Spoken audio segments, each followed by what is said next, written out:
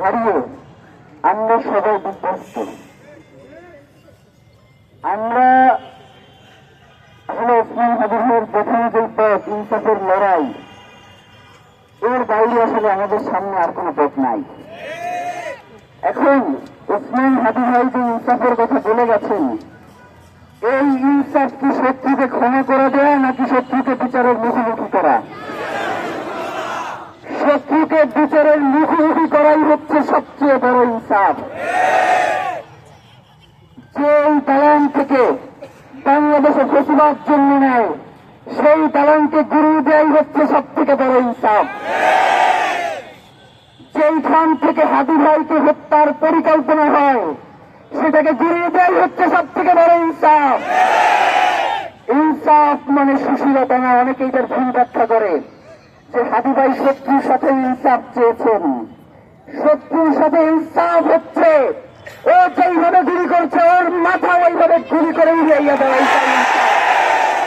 প্রিয় ভাইয়েরা, আমরা ইনকিলাব মঞ্চ বাংলাদেশের স্বাধীনতা সার্বভৌমত্ব বিনষ্ট হয় এই ধরনের কোন কার্যক্রমের সাথে আমরা একমত নই। বাংলাদেশের স্থিতিশীলতা রক্ষার জন্য আমাদেরকে যদি জীবন দিতে হয়, আমরা তার জন্য প্রস্তুত রয়েছি। এই কথা হাদি ভাই আমাদেরকে একদিনের জন্য শেখান নাই, তিনি আমাদেরকে তুলে তুলে এইভাবেই তৈরি করে গেছেন। সুতরাং নির্বাচনকে নির্বাচনের সময়ই হইতে দিতে হবে। নির্বাচন নিয়ে কালক্ষেপণ করা যাইবে না, কারণ হাদি ভাইকে হত্যাকাণ্ডের পিছনে নির্বাচনকে পেছানোও একটা ষড়যন্ত্র রয়েছে। সুতরাং নির্বাচনকে পিছানো এবং হাদি ভাইয়ের বিচার দুইটা আলাদা বিষয়, দুইটাকে কখনোই আপনারা আজ করবেন না। নির্বাচনের সময় হবে, হাদি ভাইয়ের বিচার, এটার জন্য আমরা সময় দিয়েছি 1 মাস। নির্বাচনের এখনো বাকি আছে প্রায় 2 মাস থেকে 2.5 মাস। সুতরাং আমরা তো সময় বেঁধে দিয়েছি তাদেরকে 1 মাস। 1 মাসের মধ্যে হাদি ভাইয়ের খুনিদেরকে গ্রেফতার করে বিচারের মুখোমুখি করতে হবে এবং নির্বাচনের সময়ে নির্বাচনকে বাস্তবায়ন করতে হবে। কিন্তু আমাদের আশঙ্কা হয়, আপনারা যে নির্বাচন করবার কথা বলেন, বিগত সকল নির্বাচনের থেকে একটা সুষ্ঠু সুন্দর নির্বাচন করবার মতো কথা আপনারা বলেন। হাদি ভাই গুলি করা হয়েছে আছে কতদিন? 11 দিন। এখন পর্যন্ত হাদি ভাইয়ের গুণের সাথে যারা বন্ধু, তাদের একজনকে আপনারা গ্রেফতার করতে পারেন নাই। তার পিতামাতাকে গ্রেফতার করছেন, তার পিতামাতাকে এই খুন করে দিয়ে গেছে। তথ্যের দরকার ছিল, এটা ঠিক আছে, তাদেরকে তুলে আনছেন, ঠিক আছে। এখন পর্যন্ত মানে ফাইসলিরা দেখেন, একটু আগে দেখলাম যে একটা করছে, সংবাদ সম্মেলন করছে, বলতেছে যে ওসমান হাদির খুনিদের অবস্থান আপনারা নিশ্চিত করতে পারছে, কিন্তু কোন জায়গায় সেইটা বলতেছে না, সে নিশ্চিত করে ফেলছে। মানে তারা তাদেরকে নিশ্চিত করার জন্য বলছি না, তারা গ্রেফতার করার জন্য বলছি। ওসমান হাদি ভাইয়ের খুনিদেরকে অতি দ্রুত যদি গ্রেফতার করা না হয়, বাংলাদেশের যে কোনো পরিস্থিতির জন্য এই সরকারকেই দায় নিতে হবে। এই সরকার বলতে এখানে ডক্টর ইউনূস 5 তারিখে বাংলাদেশের সকল রাজনৈতিক দল এবং বাংলাদেশের আইন শৃঙ্খলা বাহিনী এবং ডিফেন্স সবাই মিলে এই রাষ্ট্রের দায়িত্ব নিয়েছিল, ঠিক কিনা? সুতরাং ওসমান হাদি ভাইয়ের খুনিদেরকে যদি 30 কার্যদিবসের মধ্যে এর বিচার সম্পন্ন না করা হয় এবং খুনিদের গ্রেফতার করে জনতার মুখোমুখি না করা হয়, তাহলে এই যতগুলো নাম বললাম সকলকেই দায় নিতে হবে। কারণ সকলের মধ্যে দিয়ে ডক্টর অন্তর্বর্তীকালীন সরকার বসেছে।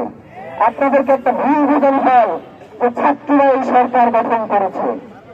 ছাত্ররা এই সরকার গঠন করে না, ছাত্ররা এই সরকার গঠনের প্রক্রিয়া এই হাসিনাকে দেশ থেকে বিতাড়িত করেছে, এরপরে আপনারা এসে ঘুরে বসেছেন।